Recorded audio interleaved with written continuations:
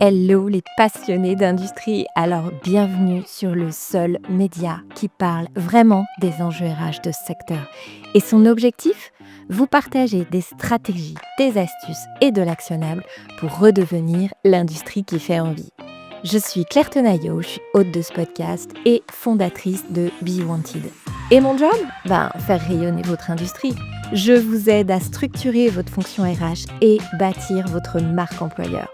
Ensemble, on élabore des stratégies d'attractivité et de fidélisation des talents qui puissent accompagner la croissance de votre industrie.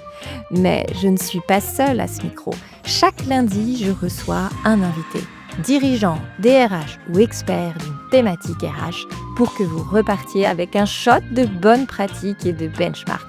Allez, j'ai terminé, c'est parti pour l'épisode et bonne écoute! Bonjour Jean-Yves, comment vas-tu? Bonjour Claire, très bien. Le soleil est avec nous ce matin. C'est vrai? C'est une belle journée Écoute, de janvier. tu seras mon rayon de soleil alors parce Ouais. que chez nous, tu sais que je suis à l'autre bout de la France par rapport à toi. Chez nous, c'est la cata, donc je prends ton soleil. Ouais. En tout cas, je suis super contente de t'avoir. Tu avais déjà fait un petit passage sur le podcast et j'étais un peu frustrée de pas t'avoir eu beaucoup. C'était dans un épisode un peu hors série parce qu'on s'était rencontrés tous les deux lorsque j'étais venue à Global Industrie sur ton territoire à Lyon. Et j'avais eu la chance de visiter ton industrie, mais tu vas nous en parler après. Et on avait plutôt parlé entrepreneuriat. Le thème, c'était faut-il être fou pour entreprendre dans l'industrie en 2025. Et là, on va échanger plutôt autour de tes enjeux RH. Tu sais ce Bien. qui t'attend. Chaque année son Euh, thème. de quoi tu as dit, pardon? Chaque année son thème. Donc 2026, ça Exactement. sera les RH. Eh ben, écoute, on en trouvera un autre en 2027. Innovons, Jean-Yves. Moi, c'est toujours un plaisir de t'avoir. On a une petite habitude ici. On a 3 questions pour commencer. Donc, tu les avais pas l'année dernière en 2025. C'est la première fois que je les recueille. L'idée, c'est de pouvoir apprendre un peu à te découvrir au travers de ces 3 questions. Alors, dis-moi tout. Qu'est-ce qui t'anime? Qu'est-ce qui te révolte et qu'est-ce qui te fait peur, Jean-Yves? Qu'est-ce qui m'anime? Qu'est-ce qui m'anime? Je crois qu'aujourd'hui, peut-être avec l'âge, ce qui m'anime le plus, c'est le collectif et c'est, oui, d'être ensemble, d'être en équipe. OK, d'être, alors autant en vie professionnelle que personnelle, associatif. Voilà, c'est de bâtir des projets ensemble, c'est de vivre ensemble, c'est de passer des moments ensemble, c'est d'avoir des objectifs ensemble, à plusieurs.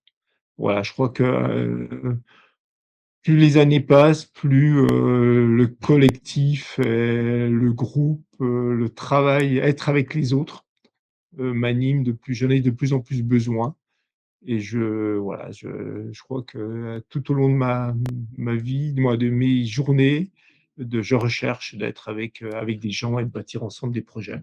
Voilà, des projets, des constructions. Bon, donc je crois que c'est vraiment aujourd'hui, c'est ce qui m'anime, vraiment. Ce qui me révolte, alors c'est peut-être l'opposé.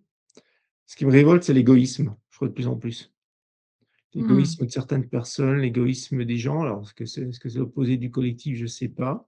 L'individualisme, en fait, c'est ça? S Pardon? L'individualisme, en fait? L'individualisme, voilà, l'égoïsme, l'individualisme, voilà, je crois qu'on a tellement de choses à vivre ensemble, tellement de projets qu'on peut vivre qu'on peut partager, que l'on pour vivre mieux, pour, se rendre une vie meilleure et tout. Qu'on peut pas, être égoïste, on peut pas penser à soi et voilà donc c'est peut-être ce qui me révolte, l'individualisme, peut-être plus Et que tu trouves que l'égoïsme. ça L'individualisme. s'exacerbe? Excusez-moi. Est-ce que tu trouves que ça s'exacerbe? Hem, Oui, enfin, je sais alors, pas, ces voilà, derniers temps? alors, j'ai un peu l'impression, alors je veux pas en tirer non plus, c'est un ressenti personnel, donc je veux pas en tirer Mmh. aussi non plus une généralité. Peut-être que d'autres personnes n'auront pas les mêmes avis que moi, mais hélas, j'ai un peu l'impression que c'est de plus en plus difficile de pouvoir, travailler ou rencontrer des gens dans un collectif, et les gens sont de plus en plus individuels. Hem, bon, je trouve que voilà, c'est de plus en plus, alors on rencontre encore des gens, on a encore des belles rencontres, on a encore l'associatif marche encore, l'entreprise, on va en parler un peu plus tard sûrement, doit marcher aussi. Mais je trouve que voilà, de plus en plus, les gens, vivent autour dans leur appartement, dans leur maison, dans leur village, il y a de moins en moins de choses partagées. Et ça me révolte parce que je pense qu'il y a plein de problèmes qui pourraient être réglés. Il y a plein de sujets qui peuvent se régler, et je pense qu'on a aussi, pas mal d'impact par, je vais dire le mot, par des journalistes ou des politiques qui un peu cultivent cela. C'est un peu leur terreau, et Mmh. ça me révolte, OK. clairement. Et alors, qu'est-ce qui te fait peur? Ce qui me fait peur, enfin, il y a beaucoup de gens qui me disent que je suis un optimiste, donc j'ai pas grand-chose qui me fait peur. Peut-être, sûrement. En même temps, tu es entrepreneur, donc Voilà, la donc il faut peur fait être partie du jeu optimiste et ou tout, voilà. J'ai pas vraiment de choses qui me fait peur. Peut-être quand même l'échec me fait peur. mmh, L'échec me fait peur, peut-être, voilà, est-ce que c'est de la peur? Est-ce que c'est du stress? Des fois la différence est un peu, limite.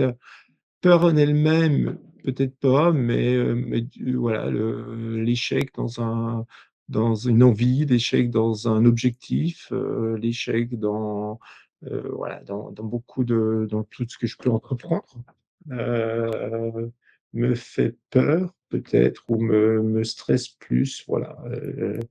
Je suis pas une personne qui se cultive des échecs, ou entre guillemets, des fois on dit toujours, l'échec mmh. et on apprend. Je suis plutôt une personne qui est dans une dynamique et dans un optimisme et tout, donc ce qui me fait peur, c'est peut-être un peu l'échec quand même.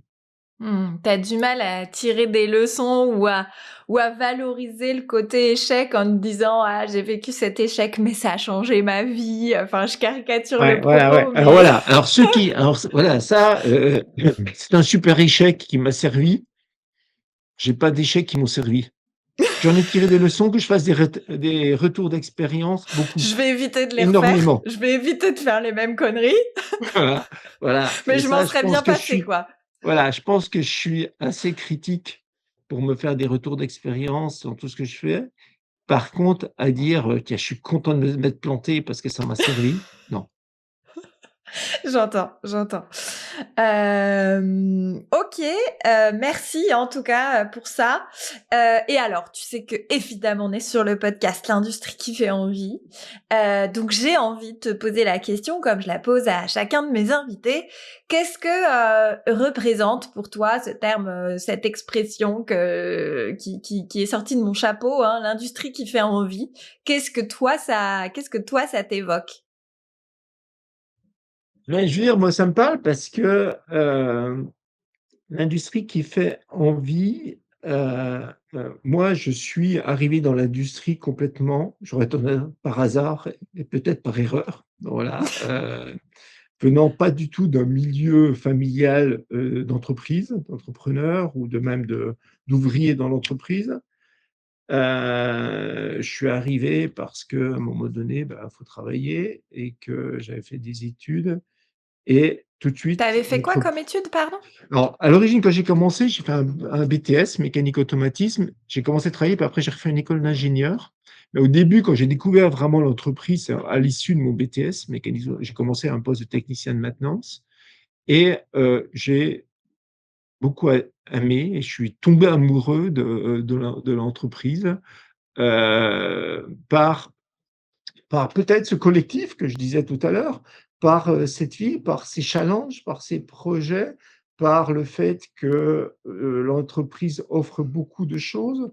On vit des situations que chaque journée est différente et à ce moment-là, j'étais technicien de maintenance, j'étais pas entrepreneur, j'étais technicien de maintenance sur un pôle de machines, très fermé, et j'avais l'impression que tous les jours, c'était une nouvelle histoire, c'était une nouvelle vie et puis il y avait des collègues, il y avait des projets et tout. Et donc une entreprise qui, quand vous dites l'entreprise qui fait envie, oui, moi, elle me fait envie et on en a parlé en 2025, à 60 ans devenir entrepreneur, c'est aussi parce que ça me fait envie. Donc je j'aime beaucoup cette appellation que tu as choisie, parce que j'aurais tendance à dire: «L'entreprise, ne fait peut-être encore pas assez envie». On va peut-être en parler dans les sujets tout à l'heure. Mais ouvrez les portes et vous allez voir, vous allez pas jamais en ressortir, quoi. Mmh. Oui, donc toi, ce que tu exprimes aussi derrière ça, c'est ouais, la puissance du collectif, dans l'industrie. J'entends aussi un peu, la diversité des situations qu'on peut y rencontrer. En tout cas, c'est ce qui t'a animé, tout de suite. Mmh, En même temps, technicien de maintenance, c'est sûr que tu as de quoi être servi niveau, mmh, niveau diversité, des sujets, dans ce métier-là. mmh. OK. Bah, écoute, merci Jean-Yves. Maintenant, bah, tu as carte blanche, pour te présenter, à commencer par, ton nom de famille déjà, nous parler, voilà, de toi, de ce que tu fais aujourd'hui, ta carte blanche. Question la plus difficile de tout l'épisode.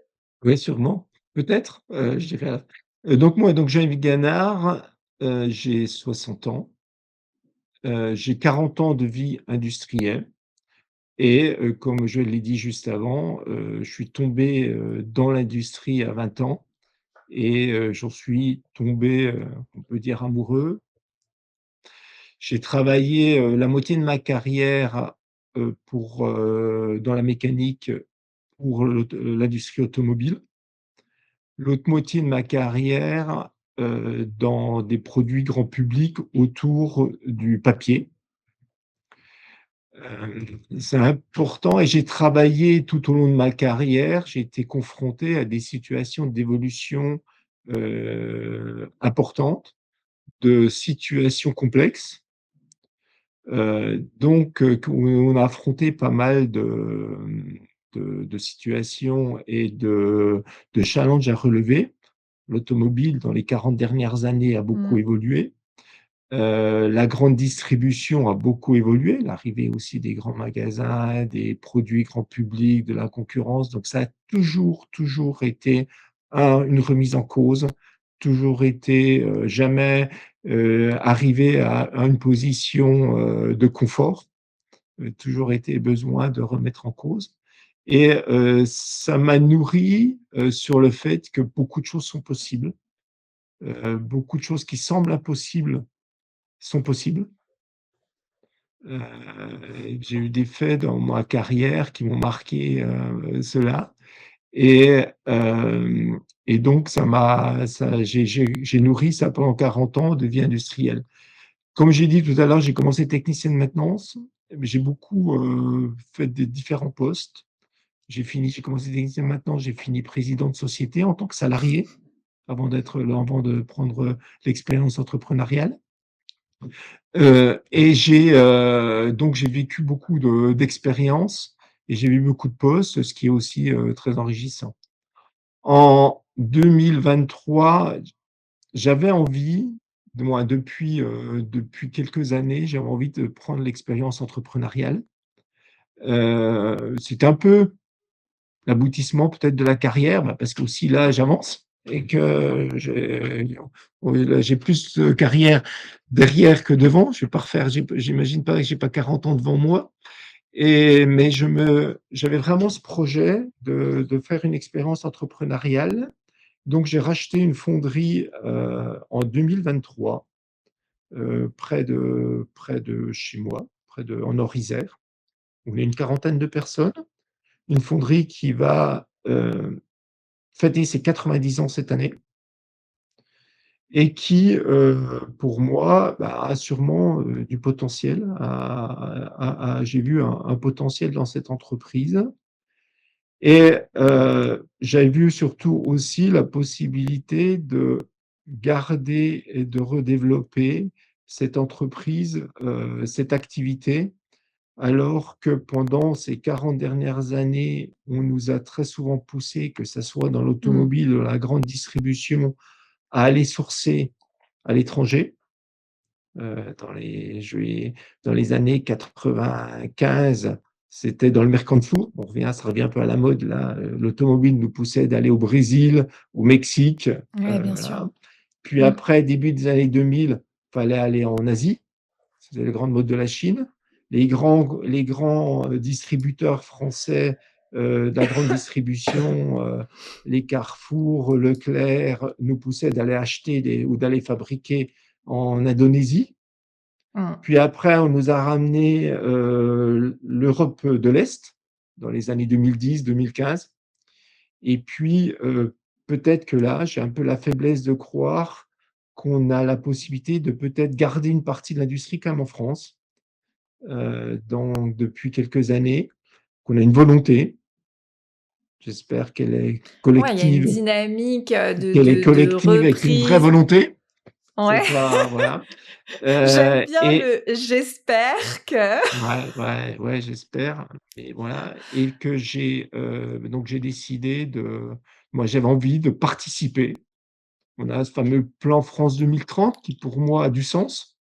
C'est pas que des mots, c'est pas qu'un slogan.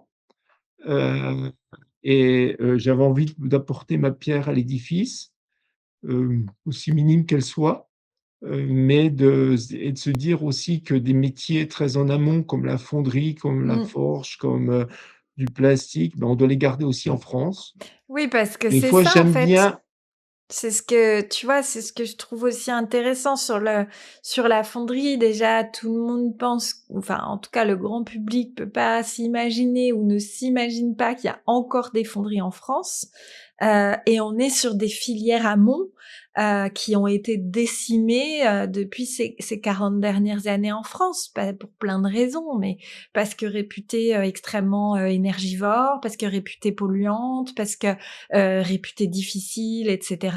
Et donc ça coûte moins cher et finalement on délocalise aussi ces problématiques perçues en tout cas de pollution, on les délocalise à l'autre bout du monde. Hein, on préfère Euh, qu'elle soit pas loin de chez soi, quoi, et bah puis que ce ouais, soit pas nos enfants ou nous qui travaillons, quoi. ouais, c'est ça, c'est ça, c'est ça. Donc ça, c'est tout le travail, quoi. Donc voilà, donc j'ai repris depuis 2023, novembre 2023, donc ça fait 2 ans, une PME, mais voilà, et j'en suis fier, mais moi, c'est un T'as projet. bien raison. Donc j'essaie de travailler, de développer, et peut-être un peu, ambitieux, mais je dis souvent, bah, j'essaie d'en faire une fonderie du 21e siècle. C'est mon objectif, voilà. Alors qu'est-ce que c'est qu'une fonderie du 21e siècle? On pourrait toujours en discuter. Mais ce que je veux dire simplement, c'est que, j'essaie vraiment mon objectif aujourd'hui, c'est qu'on n'a plus le même regard par rapport à la fonderie, mais pas qu'un regard parce qu'on change le regard, parce qu'on dit que c'est bien, mais un regard parce que ça a réellement changé.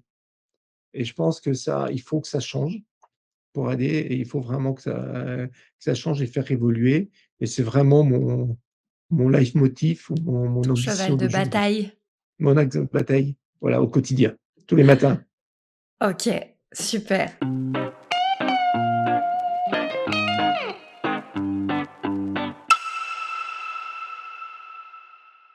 Merci, merci Jean-Yves. Je fais une parenthèse comme d'habitude sur le podcast pour tous vous remercier au moment où cet épisode est publié. On attaque le mois de février. Le mois de janvier a connu une progression complètement dingue. Donc merci pour vos retours, pour votre fidélité. Je profite juste de cet épisode pour remercier Alexandra. Alexandra, je sais que tu écoutes absolument tous les épisodes qui sortent. Donc mille merci en tout cas pour ton soutien. Et si vous aussi, vous voulez nous soutenir, il y a 2 petits gestes qui vraiment nous aident beaucoup à faire connaître et découvrir le podcast. C'est évidemment vous abonner pour ne rien manquer et surtout nous mettre un avis 5 étoiles. Ça prend vraiment 1 minute 30 au-dessus de la plateforme sur laquelle vous écoutez. Et voilà, ça motive les algorithmes à faire découvrir l'industrie qui fait envie. Ça vous coûte pas grand-chose, mais ça aide beaucoup en tout cas la croissance du podcast. Jean-Yves, après cet instant promo, je reviens donc à toi. Alors, toi et moi, je l'ai dit un peu au tout début de l'épisode, on a déjà eu l'occasion d'échanger, on s'est rencontrés, voilà, tu m'as accueilli sur ton site, sur la fonderie Charles Lauzier, puisque je ne crois pas qu'on l'ait encore nommée, donc je la nomme maintenant.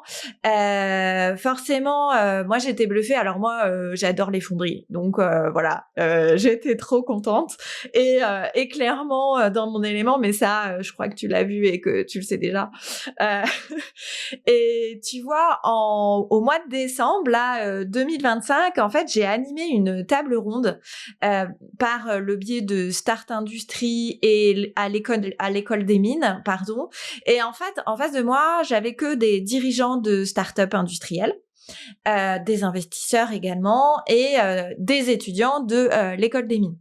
Et la question qui est revenue des dirigeants, c'est bah oui, ok, nous on est des startups industrielles, mais c'est pas pour autant que on a un produit ultra sexy, ultra grand public, avec des procédés de fabrication qui sont les plus qui ont le plus de paillettes possible, quoi. Donc, on a du mal à trouver des leviers pour attirer, en tout cas avec ces contraintes-là. Je sais pas comment tu vas le prendre, mais à ce moment-là, j'ai pensé à toi. Pourquoi? Bah parce que même si moi et toi, je pense, si tous les deux, en tout cas, on adore les fonderies, c'est pas forcément le cas du commun des mortels. On peut avoir une image complètement biaisée, en tout cas, de ce qu'est une fonderie, de ce que peut devenir aussi une fonderie, comme tu le soulevais tout à l'heure. Et pour autant, je le sais parce qu'on en a discuté plusieurs fois, toi, tu as fait plein de choses depuis 2023 que tu as repris la fonderie Charles Lauzier en faveur de l'attractivité de la marque employeur de ton entreprise, en faveur aussi de l'attractivité de cette filière amont et de la filière de la fonderie. Donc c'est vraiment, tu vois, des sujets que j'avais envie de creuser avec toi. On va aussi parler de transmission. Parce que forcément, c'est des métiers aussi spécifiques sur lesquels les compétences se font rares. Donc, on va parler de tout ça ensemble. Est-ce que cette intro te va? Tu le prends pas trop mal? Ça va? Non, pas du tout, pas du tout, pas du tout. Ça montre, le travail qui reste à faire et Voilà. pourquoi on se lève le matin? Ben voilà. Mais c'est pour ça que t'es là. C'est pour ça que t'es là parce que je sais vraiment que tu fais plein de belles choses. Donc on va essayer de décortiquer tout ça. Alors, déjà, tu nous as expliqué, c'est une reprise c'est une reprise d'entreprise. Charles Lauzier avait déjà 90 ans, c'est ça, hein, d'activité.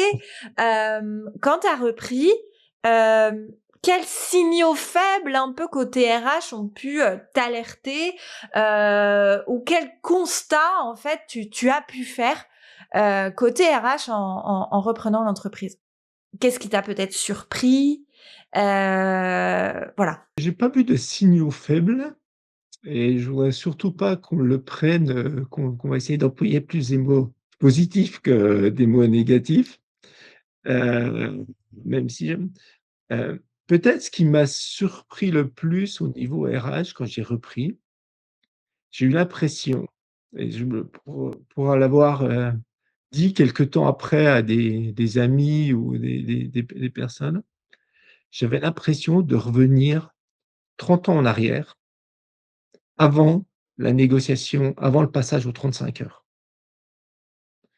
Moi, d'un point de vue RH, ma première grande négociation en tant que direction, ça a été le passage aux 35 heures.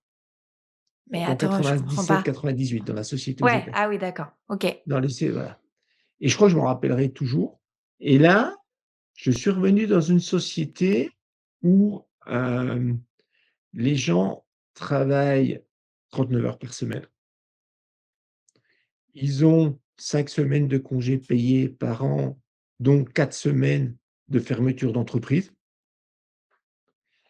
Il y a pas de RTT, Mmh. il y a pas de télétravail, et donc, heu, tous les jours, tout le monde est là. Du lundi matin au vendredi midi, tout le monde est là. On se pose pas des questions sur, est-ce qu'il y en a qui sont RTT? Est-ce qu'il y en a qui sont en télétravail pour organiser des réunions pour faire des groupes de travail et tout.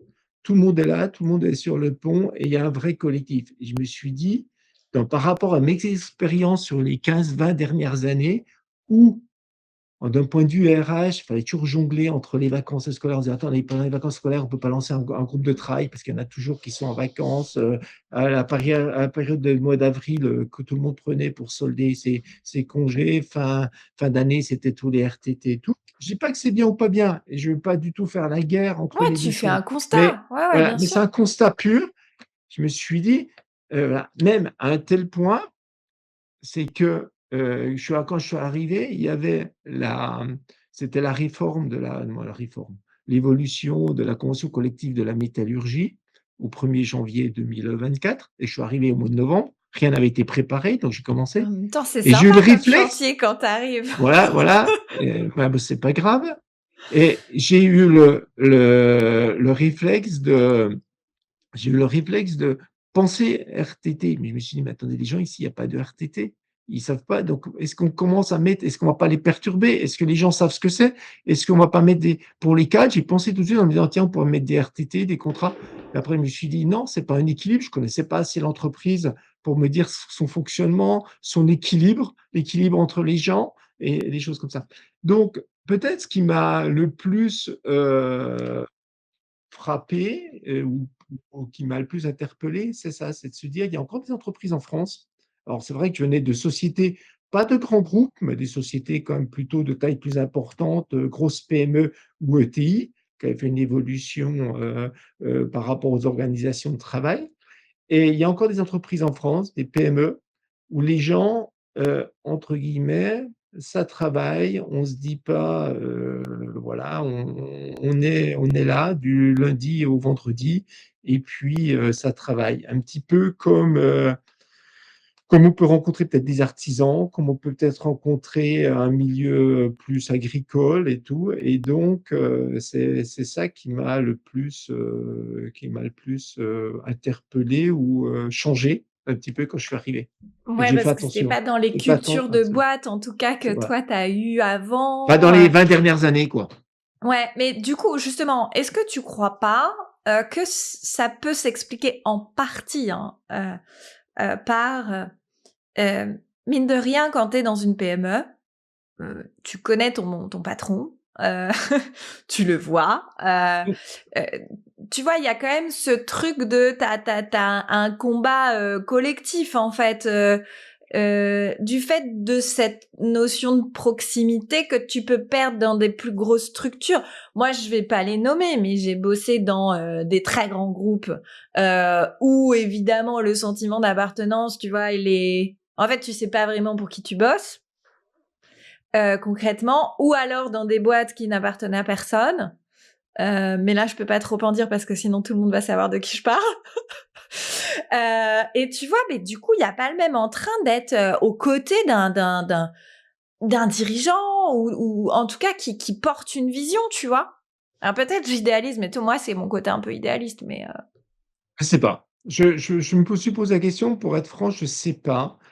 Dans mes 20 dernières années de position, de direction générale ou de président de société, alors certes, j'étais pas l'actionnaire, certes, alors est-ce que c'est la différence? Je sais pas. Il m'a semblé d'être proche, on prenait des circuits courts de décision, le management, ça, et néanmoins, il y avait une culture d'entreprise où, ça a évolué. Alors c'est des sociétés qui étaient passées par, des positions peut-être un peu plus, différentes, mais je sais pas. Ce qui est sûr, moi, ce qui est sûr, non. Ce que je pense, c'est qu'effectivement, c'est une culture d'entreprise et que ça y contribue. Ce que tu expliques, le fait, de savoir qu'on est l'entreprise, où le dirigeant, il est là, il est présent, le propriétaire est là, parce que je veux dire, entre le dirigeant et puis l'actionnaire, il y a quand même encore une différence. Voilà, le dirigeant ou l'actionnaire, il est là, il est au milieu des gens, on travaille en collectif et tout, ça doit sûrement y contribuer. Heu mais j'ai surtout fait attention dans les premières semaines et tout, à pas casser ça. Parce que je Mmh. pense que ça peut vite le casser. On peut vite amener il y avait un équilibre, il y avait une logique pour les gens, pour les personnes, pour les employés, voilà, et puis, une certaine solidarité entre eux, et c'est un de mes soucis, quand j'embauche des gens, quand je recrute des gens. Alors je sais qu'il Ah! faudra que ça va évoluer.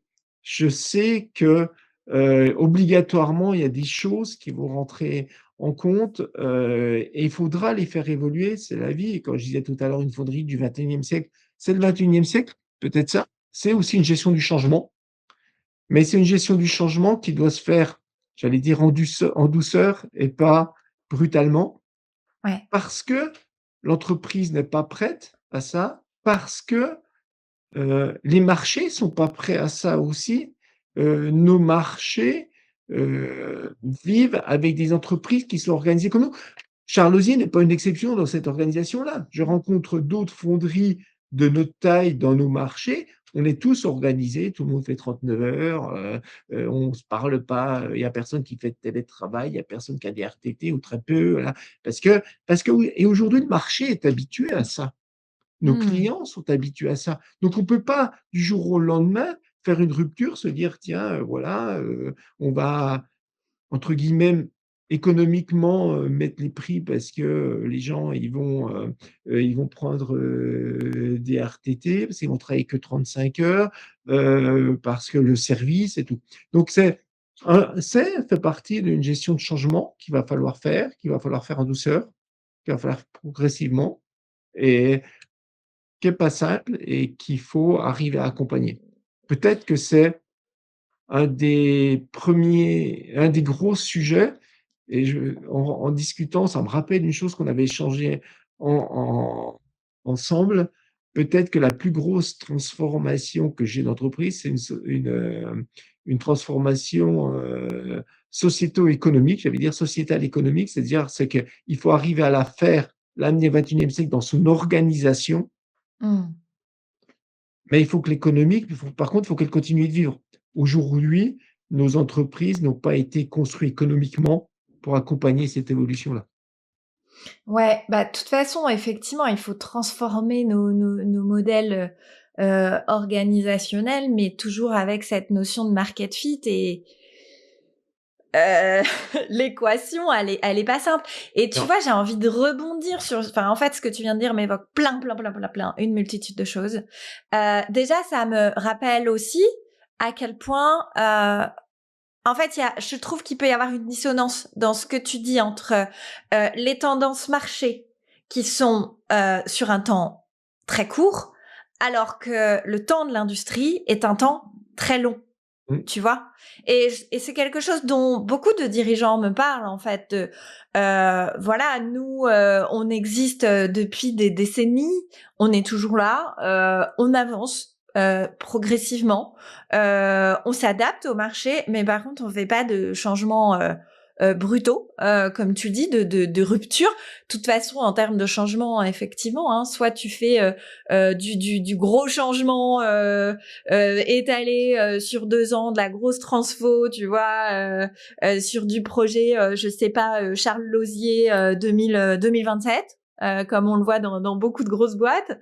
Et là, tu es plus sur de la rupture, soit tu avances, tu vois, petit pas par petit pas, enfin en escalier, Mmh. plutôt qu'en courbe droite, quoi. Et je trouve que ça rappelle aussi, tu vois, ce côté qui est quand même très industriel, d'accepter que, voilà, le temps est long pour que ce soit durable. Et moi, je trouve que c'est l'un des plus grands enseignements que je tire du monde industriel. Voilà, c'est juste mon point de vue. Je pense que tout le monde s'en Non, non, fiche, et mais c'est ça, c'est une vérité, et ça, c'est l'avantage quand même, des entreprises, et sûrement dans les peut-être que les PME y contribuent, c'est qu'on est en tant que dirigeant, en tant qu'actionnaire, on est sur du temps long, on n'est pas sur des on n'a pas de compte à rendre, même si on a tous les jours à rendre à plein de monde, mais je veux dire, entre guillemets, on est on a des objectifs à 4-5 ans, ça, on n'a pas des objectifs à 1 an, comme ça peut être dans des grands groupes ou dans d'autres sociétés, même des petites sociétés. J'aime pas faire cette guerre entre les grands groupes ou les petites sociétés. Ça dépend tout de ce qu'on peut-être des secteurs, mais donc ça donne une certaine stabilité, ça donne une certaine vision, et il faut avancer par petits pas et par petits, comme les Américains disent, des baby steps. ouais. Donc il faut voilà, et donc il faut Ouais, avancer mais tu vois, là-dessus, quoi. le problème de ça aussi, du temps long versus le marché très dans l'instantané, bah, c'est les notions d'investissement, en fait. Parce que, Parfait, voilà. On est en plein dedans, et là, bah, c'est ça. juste, par rapport à ce que tu expliquais, ben, nous, on a un projet Charles Lausier 2026, on est dedans là, qui est dans une première phase de changement d'industrialisation, qui pourra permettre après des évolutions peut-être société au niveau de RH et tout, Bah mais on ouais. peut pas faire les choses dans l'autre sens. Ouais, puis Il faut là, faire ces j'imagine, investissements. si tu as des Voilà. invests matériels, tout de suite, on parle très vite en centaines de milliers, voire millions d'euros, qui vont mettre X années à être, enfin, pour Sorti, aller chercher du comptabilisé. ROI. Et ce qui est logique, on est Mmh, dans un système d'économie d'échelle dans l'industrie, mmh. pas de forcément de production tout de suite héroïste. Et ça, c'est compliqué côté financeur. En fait, ils ont perdu l'habitude que cela fonctionne comme ça, en fait, tu vois? Bah, oui, oui, tout à fait, voilà, je partage. Bon, et donc impact direct, effectivement aussi côté RH puisque les 2 sont liés. Bon, je me suis un peu écartée de mon sujet, mais tu me connais, je savais qu'avec toi, j'allais, comme d'habitude de toute façon, m'écarter de mes sujets, cœur. Alors, question aussi importante, je trouve dans le cadre d'une reprise. Est-ce que toi, tu as rencontré au début des sortes de résistances, en tout cas côté RH, ou ce que tu nous expliquais, tu vois, sur plutôt, je me suis positionnée en observateur. Tu vois, t'as eu l'humilité aussi, je trouve, de te dire, bah, oh là, je connais pas suffisamment la boîte et possiblement ce petit changement peut avoir des répercussions importantes, donc je ne le fais pas ou pas tout de suite en tout cas. Est-ce que tu penses que ça a limité tes résistances? Ou voilà, et est-ce que tu as eu des incompréhensions avec tes équipes quand tu es arrivé? Oui, oui, c'est obligatoirement,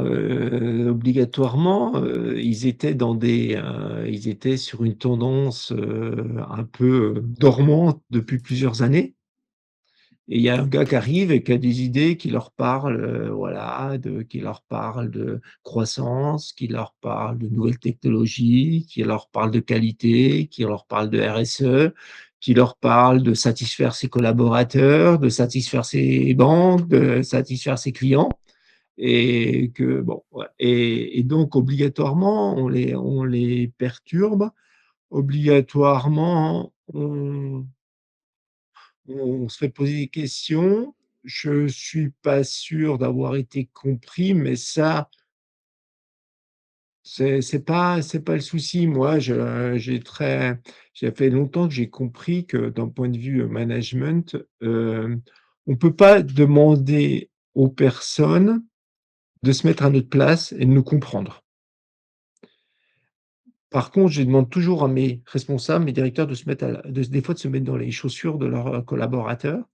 Autant, alors c'est autant d'un côté, je pense que c'est pas possible, autant bah, on peut pas leur demander, mais nous, on doit se mettre quand même de se forcer à être un peu dans leurs chaussures et par le fait que, moi, j'ai expliqué ma vision d'entreprise très rapidement, au bout de 2 mois. J'avais fait une réunion, je l'ai fait avec l'encadrement, ma vision et ma vision, c'est moi qui l'ai définie. Pour moi, c'est OK. moi qui donne la vision et avec l'encadrement, on a fait la stratégie. On a dit comment on va y aller dans les 3-4 ans Ouais. à venir. Tu donnes le cap et ensuite vous Voilà, avez voilà, bossé je donne le ensemble cap, la ensemble, on déclinaison, valide, plan voilà, d'action, comment on y va, plan quoi. d'action, voilà, grossier à 3-4 ans et puis je l'ai communiqué. Je l'ai communiqué et je vais être, mec, moi pareil, quand je me mets dans ma position d'auditeur, j'ai pas je l'ai communiqué pas pour que les gens disent: «Amen, c'est super, on va demain matin, on va faire». Mais pour que qu'on puisse dire aux gens: «Attendez, vous voyez ce qu'on fait aujourd'hui, ce qu'on vous demande là, ça va contribuer à ce qu'on s'est dit là, à cette petite ligne pour donner du sens ou pour donner, ben, ça voilà, ça va contribuer à améliorer la qualité. Cette action qu'on est en train de mettre en place ce matin, ça va contribuer à chercher du business peut-être dans tel secteur d'activité qu'on a ciblé». Mmh. Pour pouvoir donner et pour pouvoir j'aime beaucoup rapprocher toutes les idées qu'on mène au quotidien, et puis pour les raccrocher des fois aux gens pour leur donner un peu l'explication que c'est pas une idée du matin. On dit toujours: «Tiens, est-ce que c'est le patron qui a eu cette Ouais, tu idée-là en les se rasant le raccroches à matin?» ta stratégie, Ma stratégie et donc pour revenir à ça, donc de ma stratégie, j'en ai fait et après derrière on descend des actions, un plan ouais, d'action, d'un plan d'action des petites, missions, ouais, voilà projet, et plan c'est d'action, tâches, on redes ouais. et tous les jours et ces gens-là, je leur demande pas de simplement de se dire de la vision au plan d'action, de me définir les actions. Les actions, c'est à nous à faire la gestion du changement. C'est à nous à la faire, c'est à nous à la conduire, c'est à nous à la driver. On peut pas demander après il y a des gens qui suivent, il y a des gens qui suivent moins, il y a des gens qui font de la résistance. On sait très bien ça, on sait ja donc par contre, tous les jours, on démultiplie, cette vision, ce changement par des petites actions au quotidien et eux, ce qui les intéresse, c'est les petites actions quotidiennes qui va Mmh, changer leur vie tous les jours. Tiens, je fais ça aujourd'hui, bien sûr. demain je le fais autrement. Est-ce que je veux dire, et voilà, on va pas leur demander de penser, d'intellectualiser leur modification d'aujourd'hui parce que ça va permettre de faire ceci, cela. Non, ça leur donne quoi pour demain de différent? Voilà, ça leur donne quoi comme changement demain? Ouais, mais tu es Pourquoi on toujours le sur la fait? notion de Voilà, baby step en même temps, voilà. enfin, Donc c'est vraiment dans ces choses-là et donc quand on démultiplie comme ça, j'aurais tendance à dire, alors OK, ça nécessite beaucoup de temps, ça nécessite beaucoup d'engagement, ça nécessite beaucoup de communication et de partage, d'être au milieu des gens. Ça veut dire que c'est pas, j'ai fait ma présentation, maintenant les gars, dans 3 mois ou dans un mois, je relève on les fait le point? compteurs. Je relève les Ouais. compteurs je relève les compteurs et si vous n'avez pas avancé, c'est que vous n'êtes pas bon. Et que je change, c'est que vous n'avez pas compris. Pourtant, j'avais été vachement clair dans mes slides, les objectifs, ils étaient clairs et tout, donc je comprends pas pourquoi vous les avez pas atteints. Voilà. Donc mais ça nécessite de dire: «Attends, ça, c'est juste pour leur donner une feuille de route, j'en fais pas plus, ça dure une demi-heure, de présentation. C'est juste ça va être des points d'ancrage pour au Mmh. quotidien, quand on fait des choses sur le terrain, qui eux, là, les concernent parce que leur changer leur poste de travail, ils avaient l'habitude de travailler comme ça, on leur fait travailler comme ça, mais ça les change ça. Bah, bien sûr, ouais, Voilà complètement. et ça mais de se dire, que c'est le gars, il me fait j'allais dire un mot, il m'embête parce que moi, j'avais l'habitude, moi, quand j'ai là, je voyais la fenêtre et je regardais, j'étais super ou j'avais mon collègue là-bas que je montre bien que je voyais si là, il me tourne, là, je vois un collègue que j'aime moins et qui m'embête et il fait exprès pour m'embêter vers ça. Mais non, ça permet de pourquoi, comment. Donc ça permet d'expliquer un peu les gestions du changement, voilà et par ce biais-là, on trouve moins de résistance si, les gens, ils y trouvent leur compte. si ça fait l'amélioration, voilà. Ouais, en fait, tu mets des jalons déjà et tu mets un peu des garde-fous aussi au travers cette vision, la déclinaison de projet, etc. Dire voilà, on le fait dans cette dynamique-là qui a un sens pour l'organisation. Bon, après, toi, t'es piqué d'automobile, donc on voit bien que c'est... Ouais, je suis piqué d'automobile. Comme je dis, l'automobile, il faut y avoir travaillé pour prendre. Il faut surtout en sortir pour pouvoir l'appliquer ailleurs avec les bonnes méthodes et en enlevant tout ce qui est C'est marrant, tout le monde un me dit ça, hein. perturbateur ou un peu, Ouais. voilà. Ouais, Non, mais mais je n'empêche que tu as sais, des méthodes. Enfin, tu vois, oui, tu sors avec des méthodes après que tu es en capacité d'adapter un contexte qui n'est pas celui de l'auto. Et c'est intéressant, en fait. Trop c'est, bien. faut revenir à des choses, pour éviter, il faut revenir à des choses qui ne sont pas trop discutables. Moi, j'aime bien dans la gestion de changement. Il y a personne, j'en parlais encore avec mon responsable de fonderie, il y a peut-être la semaine passée, je crois. Moi, j'ai commencé technicien de maintenance et en plus, j'ai un peu commencé, j'ai même été opérateur pendant 6 mois parce qu'on démarrait une usine et c'est en tant que technicien de maintenance, c'est nous qui avons fait les premières productions pour bien connaître. Qu'est-ce qui satisfait mieux une personne, même un opérateur de production? C'est quand la journée, il a fait le maximum de production. On est tellement content quand on devait faire, heu qu'on a bien bossé, que ça a bien tourné, qu'on n'a pas été embêté, que ça a bien avancé, que la pièce était bonne et tout. On est hyper content, qu'on a battu des records de production, on est super content. Quand la journée, on a été embêté, que la machine était arrêtée, qu'on s'est creusé les doigts parce que la maintenance pendant que la maintenance réparait, parce qu'on a des problèmes qualité, là-bas, les gens, ils passent une mauvaise journée et si on leur parle de qualité produit, personne ne veut faire des produits mauvais. Personne ne veut avoir des problèmes. Mmh. Donc si, personne veut que le client, il soit pas content. Donc si on ramène un peu, à cela, personne veut mettre en danger sa vie ou sa sécurité, même si des fois, il faut les forcer à changer. Donc il faut ramener à des choses concrètes qui leur parlent sur le terrain et des choses qui sont pas trop discutables. Voilà Bah, en fait, et c'est de la com, finalement. C'est pas tant de parler du résultat pour l'entreprise, mais du bénéfice réel, hein, sans ouais, mentir et sans mettre des paillettes, hein, c'est pas ce que je dis. Mais parler du bénéfice, en fait, pour l'opérateur, le mmh. collaborateur, voilà, au sens large. On va déployer ça, et toi, ça va t'être utile pour ça. Oui, c'est de la com, C'est... c'est de la présence. C'est Ouais. être sûr qu'on n'est pas en train de leur amener est-ce qu'on est en train de leur régler leurs vrais problèmes? Est-ce Mmh. qu'avant de vouloir faire un changement qui est nécessaire à l'entreprise, est-ce qu'on a une Est-ce que ça écoute lui parce que sert? la Ouais. personne, elle a un gros problème, que tous les jours, elle a un caillou dans la chaussure, que chaque fois qu'elle met, elle a mal?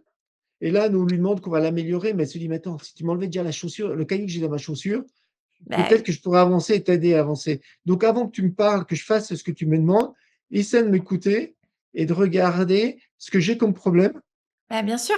et d'enlever déjà, ce qui me tale tous les matins quand je marche ou tous les jours là et qui m'empêche de bien avancer. Et là après, waouh, je vais avoir la paix, on va y aller et là je serai à 100 disponible pour faire le changement que tu veux faire, quoi.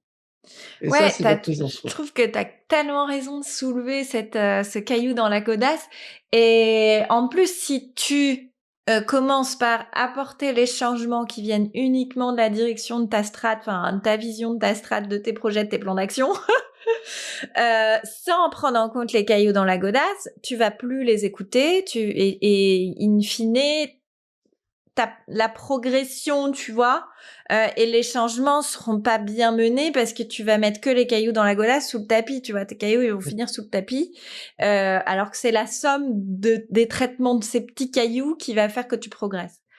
Mais je Euh, je voudrais revenir sur une réflexion que tu as faite tout à l'heure, si Dis-moi. je me permets. Je sais pas si elle était Heu, bonne, hein, tu sais, faut pas toujours m'écouter, hein. ouais. Non, non, non, non, non, non, où tu disais que tu as fait une conférence ou une table ronde à l'école des mines et où il y avait parce que ce qu'on est en train de discuter, c'est pas propre à des entreprises pas sexy ou sexy. Moi, je penche pour moi, c'est propre c'est du management de base. Voilà.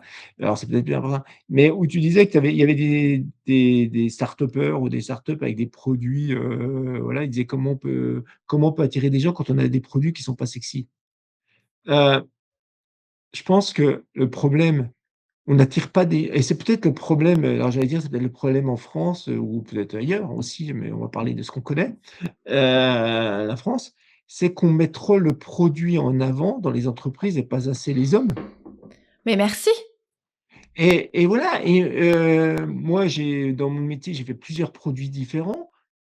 J'ai sûrement pas fait, j'ai commencé, j'ai fait des vis, des boulons. Là, je fais de la fonderie. Je dis toujours: «J'aurais mis des petits pois en boîte, j'aurais amené mes petits pois». Mais parce que c'est un collectif, parce que c'est leur Mmh. résultat, parce qu'il y a et peut-être que la première chose, qu'il faut, c'est de se dire: «Mais attendez, en dehors de» c'est les gens, ils ne viennent pas que pour le produit qu'on fait.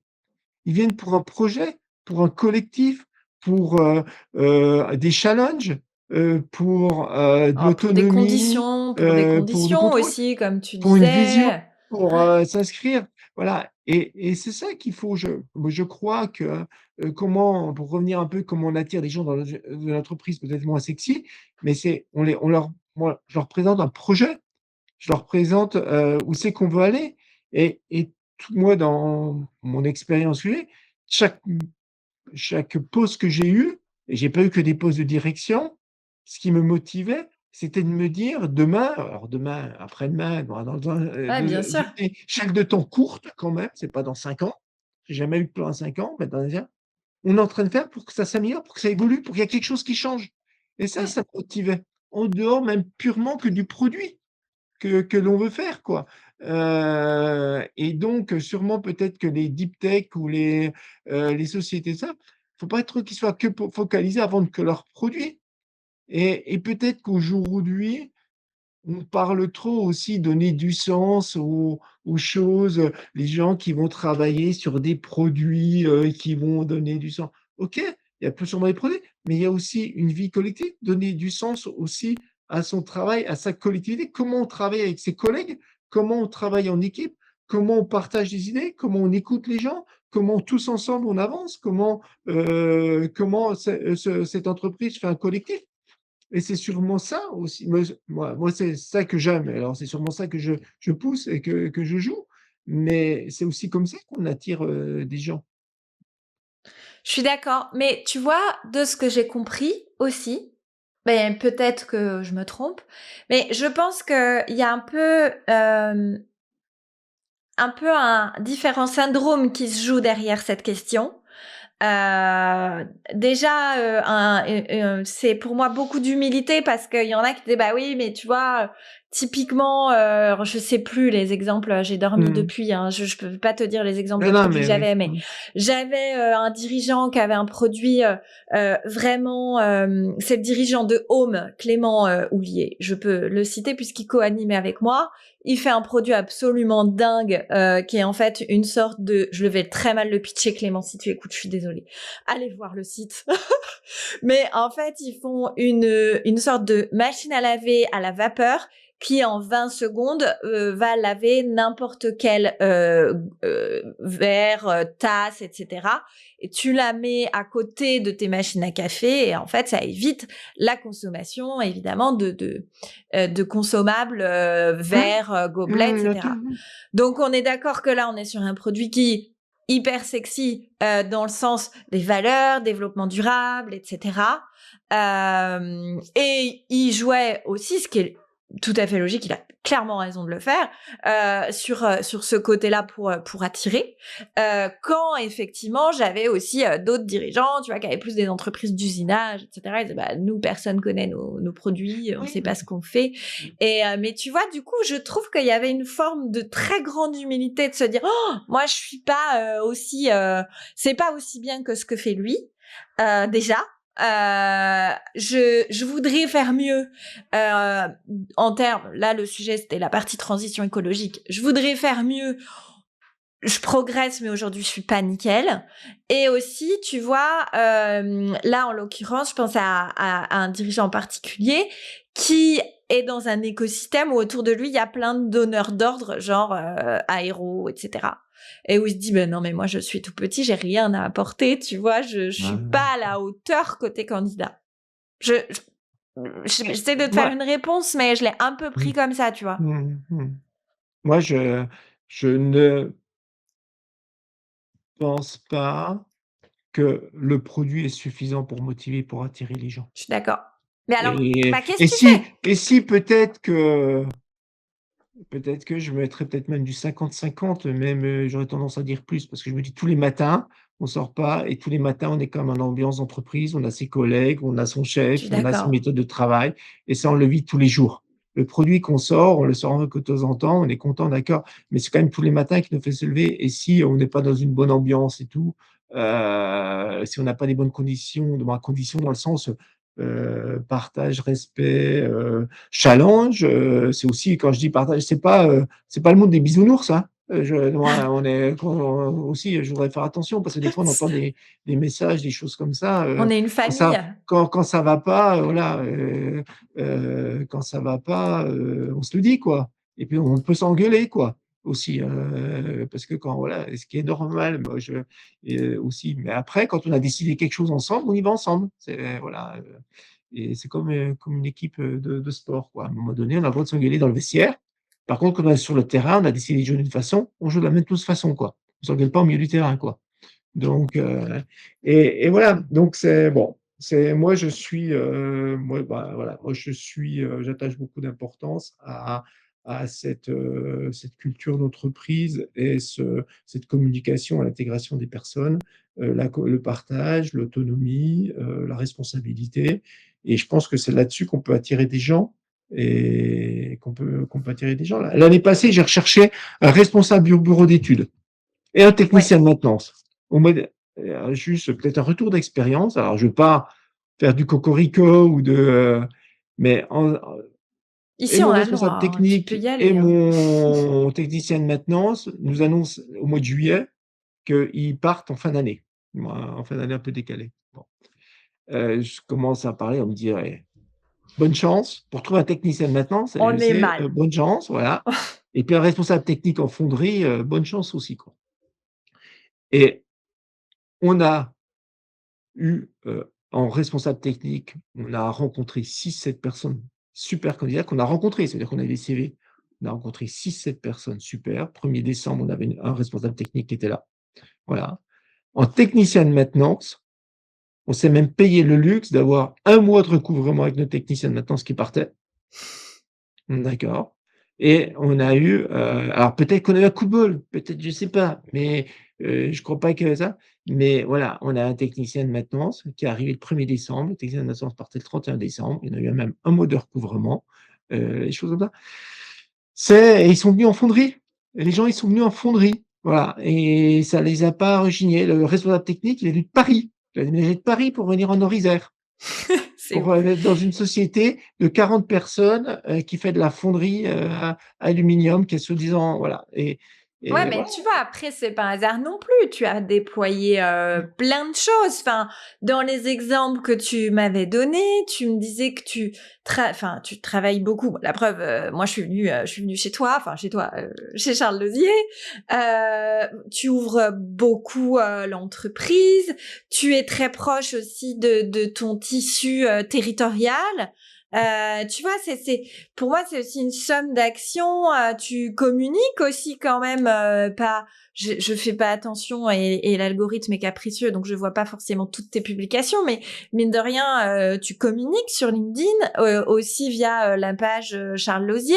Tu vois, à votre échelle, pour une boîte de 40 personnes, vous faites quand même et tu portes beaucoup de choses, tu vois. Ouais, sûrement, oui, oui, oui, oui, je veux pas aller oui, il y a pas de miracle. Moi, je veux dire, il y a pas de miracle. Je crois et j'ouvre beaucoup mes portes. On a plein de visites, que ce soit des concurrents, des collègues, voilà, je pense que Ouais, c'est mon des rôle. C'est des institutionnels, institutions, ouais. voilà, voilà, on ouvre beaucoup nos portes, Tu fais je les suis journées usines ouvertes avec les arts et métiers, tu as vu, ils recommencent, ils refont cette année. Ouais, là, on a fait avec, l'UMM, on a fait une journée. Là, on est en train au mois de mars, il y a la CCI, Norisère qui font aussi des tournées qui viennent. Bon, voilà, mais qu'on a été sollicités, alors on essaie de pas trop en faire non plus, moi, il faut on bosse aussi, c'est le but, c'est pas de faire mais on n'est pas non plus, on ouvre tout ce qui peut avoir à l'intérieur. C'est ce que je disais peut-être au début, c'est que moi, mon projet, c'est vraiment France 2030, la réindustrialisation et ça revient on peut pas rester tout seul dans son entreprise si on veut réindustrialiser ou garder réindustrialiser, c'est un peu compliqué, mais garder de l'industrie en France. Moi, ça, j'y crois pas un instant, quoi. J'y crois pas, surtout à notre petite taille. Je sais pas, j'ai parlé de grands groupes, alors même eux, au niveau mondial, ils font de la consolidation, ils communiquent beaucoup, hein, des grands équipementiers automobiles, les grands équipementiers d'électronique, ils se connaissent, ils communiquent, ils échangent. On voit même très souvent qu'il se passe des sociétés ou des filiales, des choses comme ça. Nous, à notre petit niveau, on doit ouvrir, on doit travailler ensemble. Tout seul, on va pas y arriver. Tout seul, c'est pas la guerre. Alors avec les institutions, avec les universités, les écoles, avec les syndicats professionnels, avec les politiques locales et nationales. Moi, je crois qu'il n'y a pas de. Il faut avoir une idée un peu claire de ce que l'on veut, pas se disperser, pas être. Parce qu'on pourrait vite se disperser, mais de se dire tout ce qui peut contribuer à être plus fort, à rendre plus des services, à créer plus de valeur ajoutée dans notre travail, dans notre raison d'être, nous aidera sûrement à garder de l'industrie en France. Et c'est ça pour moi, France 2030.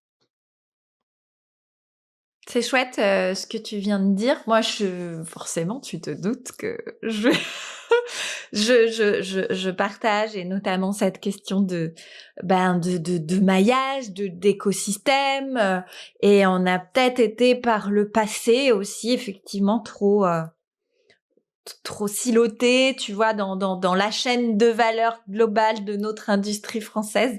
Et je trouve que voilà, il y a une belle dynamique aussi. Et même si de façon individuelle, les PME par définition sont petites, le tissu national global des PME, lui, il est énorme et il compte terriblement dans notre économie. Donc ça, il faut pas l'oublier. Et c'est aussi en se serrant les coudes, en bossant ensemble et en créant ce tissu-là que ça va servir. Donc je trouve ça, enfin voilà, je trouve que ton témoignage il est Ouais, chouette. je suis optimiste parce que moi, je suis optimiste dans ce sens-là. Moi, je trouve que depuis 2 ans, il y a une nouvelle peut-être génération. Alors, c'est bien, c'est toujours quand il y a des changements qu'il y a des choses qui bougent.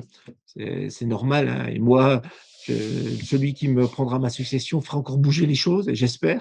Donc voilà, parce qu'au bout d'un moment, mais je rencontre beaucoup de gens qui reprennent des sociétés, comme dans mon cas, et qui ont envie, qui sont ouverts à plein de choses, qui sont ouverts à la discussion, Mm. qui sont pas fermés. Ils reprennent pas une boîte et ils se disent: «Attends, qu'est-ce qui se passe à droite? Qu'est-ce qui se passe à gauche?» Ils regardent un petit peu, c'est c'est pas c'est pas ça, quoi. Ils sont, Non. au contraire, je trouve que les nouveaux dirigeants, alors dans les PME, dans ce que je connais, sont beaucoup plus, ouverts, que, ce qu'on a peut-être pu à un moment donné se dire, mais qui se dire: «Attendez, lui c'est mon concurrent, faut que je ferme mes portes», mais ça a été très français. Moi, j'ai travaillé dans l'automobile et je peux le dire quand même parce que c'est une réalité, même si ça va plaisir, en étant sous-traitant pour l'automobile, quand on travaillait pour Renault, PSA voulait pas venir travailler chez nous.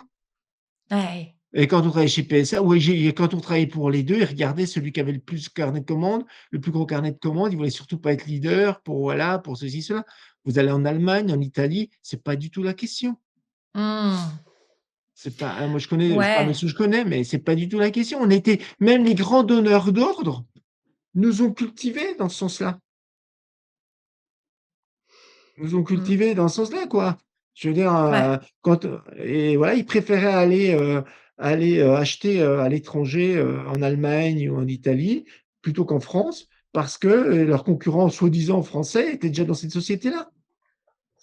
En Allemagne, vous connaissiez pas ça, hein. On connaissait pas ça dans l'automobile, hein. Il y avait une solidarité entre eux. Ouais, bah, de toute Voilà. façon, on a ruiné des filières, hein. Mmh. Bon, il est pas trop tard, heureusement. Enfin, il est pas trop tard. En tout cas, on se remonte les manches collectivement.